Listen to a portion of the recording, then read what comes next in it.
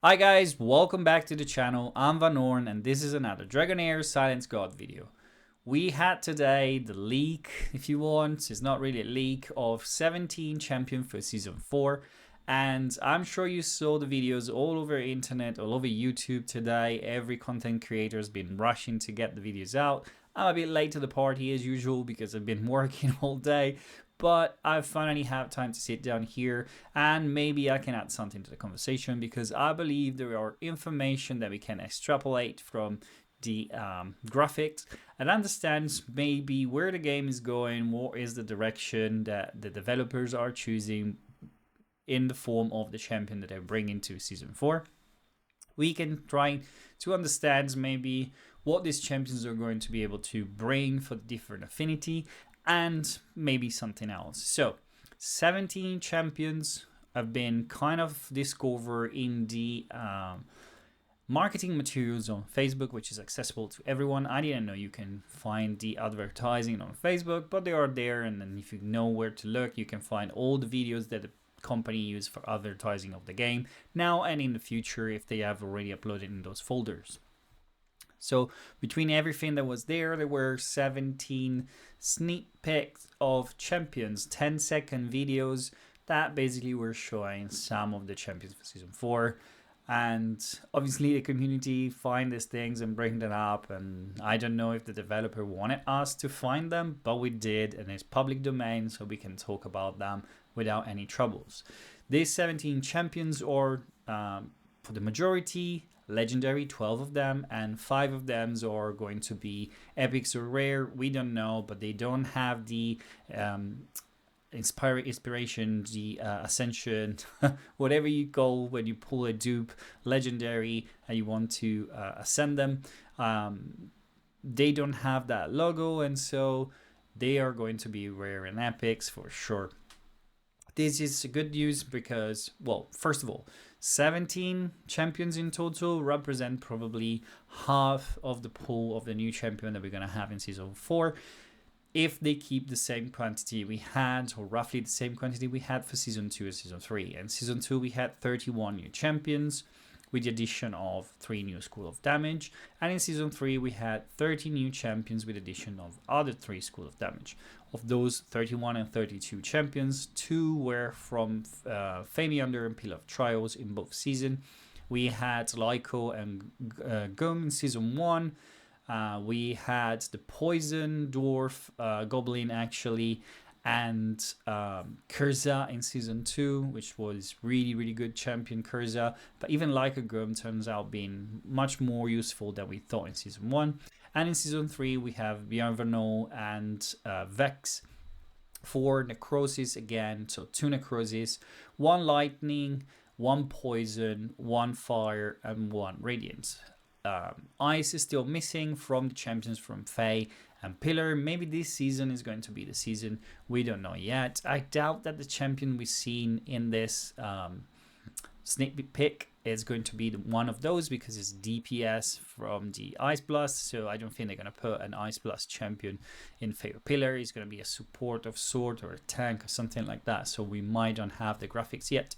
But nevertheless, there are good news there too, because of these 5 epics, only 2 of them are school of damage and the rest of them are support or champions of different affinity, but not necessarily DPS of those school of damage, meaning that they're adding more supports for the epics and rares, which we need desperately on certain affinity, but we're gonna have a look at them later. When it comes to the legendary instead, we have obviously a various range of champions that goes from all the different affinity. Some of them are in School of Damage for season 2, and some of them are School of Damage for season 3. And some of them are really also for season 1. I believe there is a Dauntless in there, so we're going to have a look at that too. Meaning that they are obviously new DPS and try to fill up the gaps maybe in the rosters of the different affinity, which is really good as well. But I think finally the moment to have a look at some of the graphics. We should start probably from the epics because they're going to be the most accessible for everyone. They are very good looking and interesting. The first one is called Ashkar. It's a fire champion, it's a fire support. It has an attack aura, so it's difficult really to gauge which kind of champion is going to be. But if you look at the HP, it's 37,000. Melee champion usually have a higher HP because they are up on the front, and so they need to be able to sustain some damage taken. I am suspecting this guy is going to be a melee. As far as the ability goes, I really don't know. Difficult to guess, but we can probably guess he's going to be a melee champion. The second one is called Neja, and she is an Ice Blast. She has a quite high crit rate, 18%, which is good. She's probably going to be a good DPS at this point, I would imagine. She is probably going to be range, considering the only 26,000 HP, and she has a DPS aura, which we don't really have from the epics in the Ice Blast. If you use Gurtin, Bledin, Sadik, all of those champions, the only one is Bledin has an HP aura, which is not really adding when we want to do damage. And so if you take off Shinem, we really don't have options. So I'm really hoping that this is an all battle aura. It will be completing something that we need. Like, for example, this season, in season 3, I'm running Rava with my Ice Blast team just to get an DPS aura. So hopefully that is what is happening here. And let's have a look at the next champion. It's Pearl. She is a support for the poison. She has some of resembling of a healer, in my opinion, in those icons for the abilities. She has quite low stats across the board, so she could well be just a support and not one of those support that also deals damage. She is a mermaid, so one of the new merfolks from the sea, and to me she looks like she could be just a healer and probably one of the champion we're gonna have from Fae or Pillar, I'm guessing, but it could be. And the last one is Tarula, which is an Radiant support. She also has some icon that resembles some healing. She has high HP, so I'm guessing might be a melee. She might have some sort of self-healing abilities, hopefully some debuff as well. The champions for the Radiants are really nice as support, but sometimes quite lackluster when it comes to decrease attack. We only have really Clovis, and we have Nissa that does it on the battle skills. Clovis is kind of the only options over there, so hopefully we're gonna have another decrease attack over here, who knows. But these are the 5 champions. Actually no, there is another one, sorry. This is the 5th one. It's Talorian.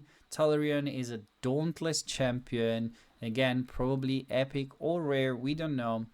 Judging from the HP, could be an epic in my opinion. I'm not totally sure. Possibly a melee, and he has an attack aura. Hopefully one of those aura for all battles again. We desperately need those. It might be a good DPS, 18 crit rate again. Sounds like an epic to me. Hopefully I'm right. Who knows? But this is going to be another DPS from our Dauntless. We all have a good collection of Dauntless champions, at least in the epics, and some of them are really, really good. Actually, probably all of them, maybe one exception, but generally speaking, we're looking at good champions and good damage output. And this is everything for the epics and rare. So it's time to jump on the legendary, and we have a lot to have a look at them because there are 12, and we're starting from a Scion. Scion, it's a support for the Necrosis. Defense aura, nothing that jumps to the eyes in the skills, design, logos if you want, or the base stats. She might just be a straight up support with maybe some debuff, we don't know, but she's looking absolutely incredible. I love the design of this champion. So let's jump to the next one quickly, which is Cavalera. Cavalera is a support for the poison. She looks to me like she could be a melee, like there on the front dancing with the devil, who knows. She has some amazing design. I love this Mexican style design, probably one of my favorite. And there's not much to guess, to be honest, on this champion, except that she's going to be absolutely incredible to watch dance around on the battlefield. The next one is Feliciberta, which is a support for ice. Ice have quite good support. Uh, they added some good one lately. She looks a bit weird to me because you say support, but we have an attack aura, a little bit like we have with Fathom Down, which is a tank, but it's not really a tank. He has an attack 45% in dungeons, and he actually smack if you build him with attack. She could be the case as well because she has also 30% crit rate, decently eye attack for support. She could be one of those support that actually slap.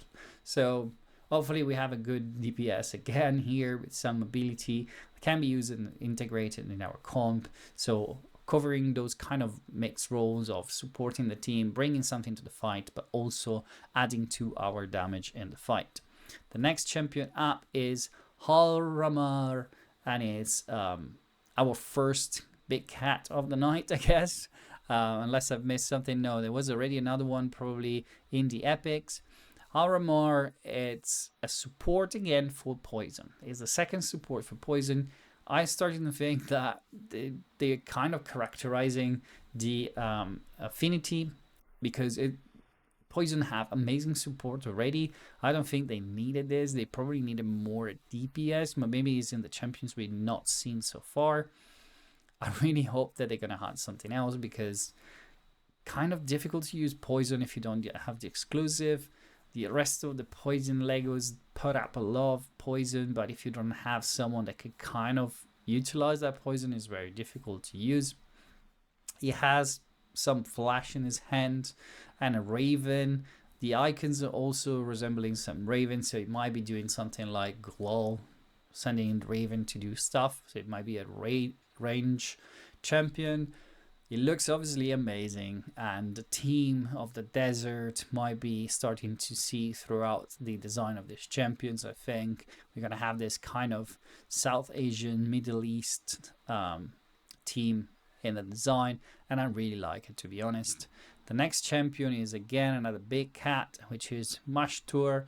It is a defense champion from the Lightning. We had 2 tank this season for Lightning. They adding another one. They didn't have much on that, but I am not sure is what we need. Again, big HP at 47,000 almost. HP aura as well. So this guy is probably going to be tanky. I hope he's going to bring some shield scaling from his HP. It might be very interesting if he does that. He will be adding something different to the Lightning. Maybe even a decrease attack, who knows? We have a champion that probably can sustain in Vortex, maybe. Who knows? Let's have a look at the next one, which is Mashtan, which is a burn champion. Is the first of the 2 burn champion we're going to see tonight. Another big cat, and most likely a DPS. Burn is a school of damage, so why wouldn't be any difference? He has 20%, or she has 20% crit rate, decent attack, probably melee considering the 40k HP. We don't know anything about the skills, we don't know about the aura, so it's pointless to speculate. Let's get to the next one. And the next one is Miro, which is a legendary Ice Blast. He doesn't have any aura, and he has 20% crit rate, 39% HP. Another DPS for the Ice Blast for sure. We don't know what this guy might do. Might be an enabler to accompany Shina, maybe. Who knows? We only have her really enabling the entire team. We have Bildel, we have Gertin, we have good DPS. We don't have much to enable the entire team. We have Blighting enabling 1. We have Nord throwing out some crystals sometimes, but there's not really something that can support the entire team besides Shina.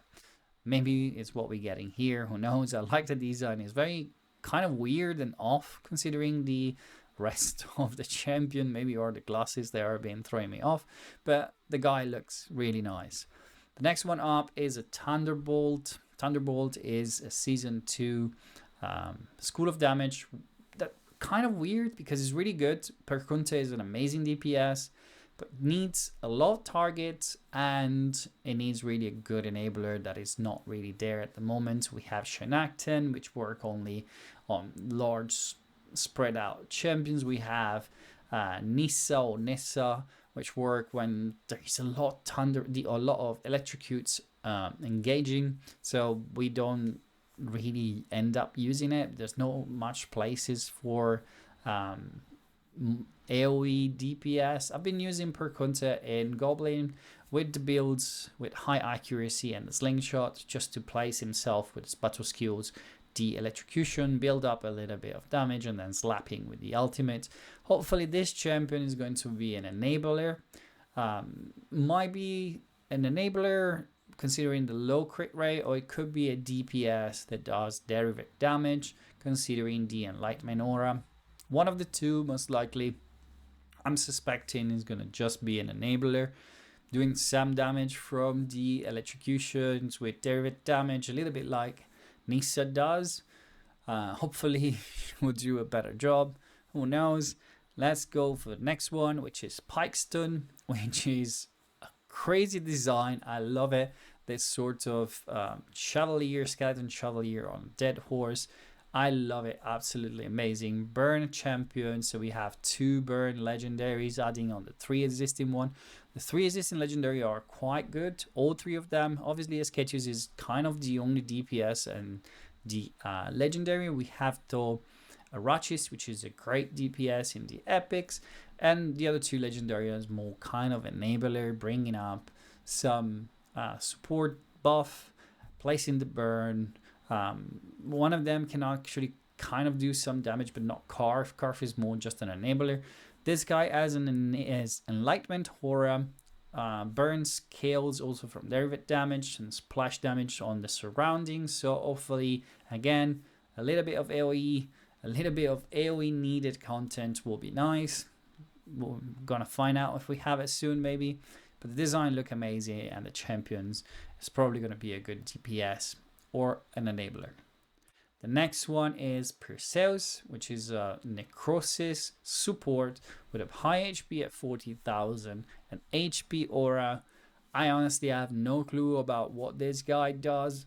It could be doing anything, could be having a stun, could be having some sort of control abilities, word kind of charm, or I don't know. They seems to be particularly good on the necrosis affinity with those sort of control abilities. So maybe we have another one here, which is a support control champion.